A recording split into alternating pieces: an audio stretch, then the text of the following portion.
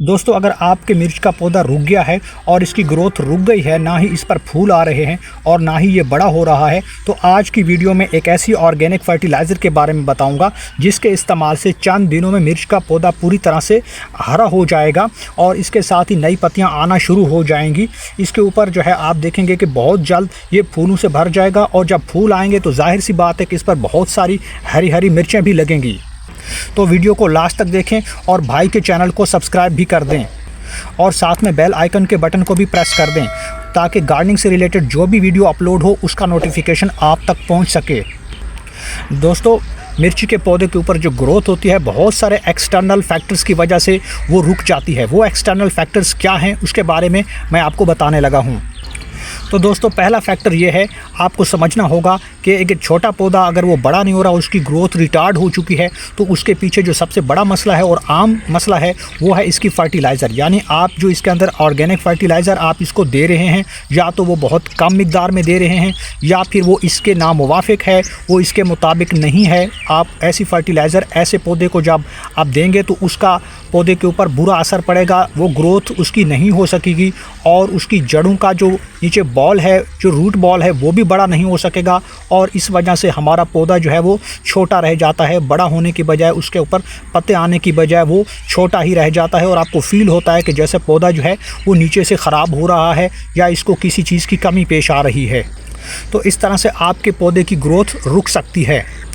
दोस्तों, आप ये देख रहे हैं कि ये एक छोटा पौधा है, लेकिन इसे कम से कम लगे हुए 1.5 से 2 महीने का ज़्यादा से ज़्यादा अरसा हो चुका है, लेकिन अब भी इसके ऊपर फूल नहीं आ रहे। तो इसमें कौन सी कमी आ रही है, हमने आज इसके ऊपर ये वीडियो बनाई है।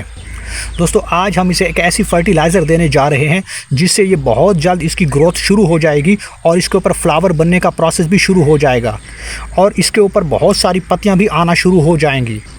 दोस्तों, अगर जहाँ पे पौधा लगा हुआ है आपका, चाहे वो ग्रो बैग में लगा हुआ है या कहीं पे भी लगा हुआ है या डायरेक्ट ज़मीन पे लगा हुआ है, जिस तरह मेरा पौधा लगा हुआ है, तो उसके पीछे कौन सा अमल है कि जिससे पौधा बड़ा नहीं हो रहा, वो है आपकी ये मिट्टी। यानी मिट्टी के अंदर जो ऑर्गेनिक्स जो आपके खाद है या उसके अंदर जो न्यूट्रिएंट्स होते हैं वो कम होते हैं और वो प्रॉपर जो है आपके पौधे को नहीं मिल रहे।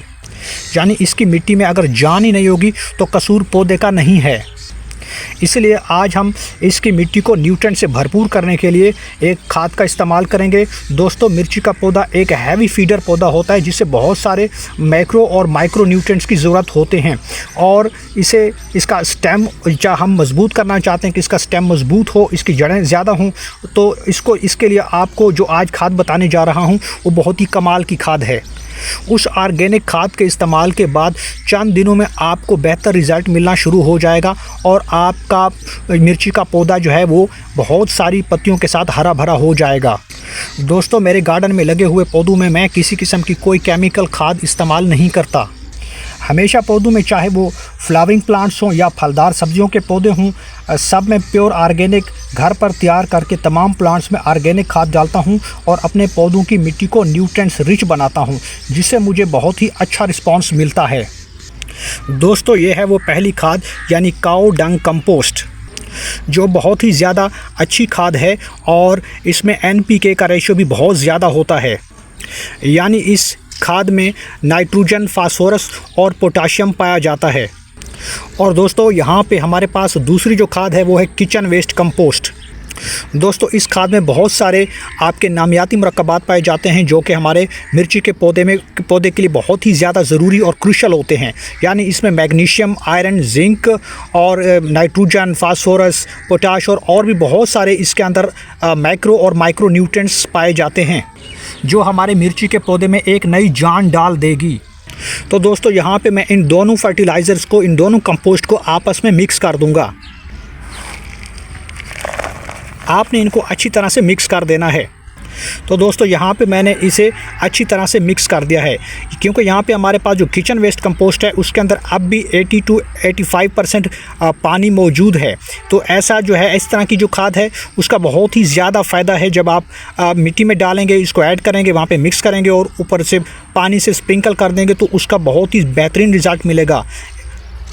दोस्तों, चूँकि किचन वेस्ट कंपोस्ट दुनिया की सबसे अच्छी और ज़्यादा इस्तेमाल होने वाली कंपोस्ट होती है तो दोस्तों आप इस तरह से अच्छी तरह से इन दोनों कंपोस्ट को मिक्स करके अपने ग्रो बैग या गमले की मिट्टी में आप मिला सकते हैं जहाँ पे आपके मिर्ची के पौधे लगे हुए हैं। तो दोस्तों खाद डालने से पहले एक बात याद रखें कि आपने इनकी मिट्टी को नरम कर देना है, यानी कि आपने हल्के हाथों से इसकी जो है गोडी ज़रूर कर देनी है। दोस्तों एक और बात भी याद रखें कि इसके साथ साथ जो है आपने पौधे के बहुत ज़्यादा पास आपने गोडी नहीं करनी, बल्कि थोड़े फासले पे आपने करनी है। तो आपने इस तरह से हल्की हल्की मिट्टी को जो है वो नरम करते जाना है। मेरे पास ये एक टूल है जिसकी मदद से मैं ये मिट्टी को गोडी कर रहा हूँ, यानी इसको नरम कर रहा हूँ। इस तरह का कांटेदार टूल जो है वो बहुत ही ज़्यादा बेहतर होता है इस तरह के छोटे पौधों के आसपास गोडी करने के लिए, तो एहतियात से कीजिएगा। तो आपने इस तरह से दूर से ख़ास फासले को मेंटेन रखना है और आपने इसके चारों तरफ से यानी कि इस तरह से गोडी कर देनी है। तो दोस्तों यहाँ पे मिर्ची के पौधे के नीचे हमने अच्छे तरीके से गोडी कर ली है। दोस्तों यहाँ गोडी करने का जो बेनिफिट है वो यही होता है कि पौधे को फ़ौरन जो भी कंपोस्ट आप डालेंगे उसके न्यूट्रिएंट्स जो है पानी के साथ फ़ौरन आपकी नीचे गहराई तक जड़ों तक पहुँच जाएंगे। तो दोस्तों आपने इस तरह से उठा के इस कंपोस्ट को आपने ये जो न्यूट्रिएंट्स रिच कंपोस्ट है ये इसके आसपास ही आपने इस तरह से बखेर देनी है और मिट्टी में मिला देनी है। तो इस तरह से आपने इसके चारों तरफ बखेर देनी है। इसका रिज़ल्ट बहुत ही जल्दी मिलने वाला है। इस तरह से आपने चारों तरफ से इसको डाल देना है मिट्टी में और इसके बाद आपने इसको अच्छी तरह से मिट्टी के अंदर मिक्स कर देना है। इस बात का ध्यान रखें कि आपने इसको ज़्यादा फर्टिलाइज़र ऐड नहीं करना, पौधे के बॉडी वेट के हिसाब से ही आपने इसमें ऐड कर देना है। दोस्तों इसके बाद हमने इसे अच्छी तरह से पानी दे देना है, यानी इसको शॉवर कर देना है ऊपर से, बिल्कुल इस तरह से पानी इसको अच्छे से देना है ताकि जितने भी इसके अंदर अज्जा हैं कंपोस्ट के अंदर वो फ़ौरन आपकी मिट्टी में जज़ब हो जाएं और आपकी जड़ों तक पहुंच सकें। दोस्तों मिर्च के पौधे की जो ग्रोथ और फ्लावरिंग और फ्रूटिंग का जो दूसरा जो फैक्टर होता है वो पानी को लेकर होता है, यानी कि आप अगर पानी में बहुत ज़्यादा जब आपके फूल आ जाएंगे तो पानी आपने ज़्यादा नहीं डालना, ओवर वाटरिंग नहीं करनी। अगर आप ओवर वाटरिंग करेंगे तो उससे क्या होगा कि इसके ऊपर जितने भी फ्लावर्स होंगे वो गिरना शुरू हो जाएंगे, वो गिर जाएंगे तो आपकी फ्रूटिंग जो है वो नहीं बन सकेगी और नहीं बन पाएगी। तो दोस्तों आपने ओवर वाटरिंग से गुरेज करना है और मुनासिब अंदाज में मिर्ची के पौधे को आपने पानी देना है। तो दोस्तों मैं उम्मीद करता हूं कि आपको ये वीडियो मिर्ची के पौधे को लेकर जो है आपने बहुत कुछ सीखा होगा और ये वीडियो आपको बहुत अच्छा लगा होगा। अगर आपको ये वीडियो पसंद आई है तो लाइक और शेयर कर दें। थैंक्स।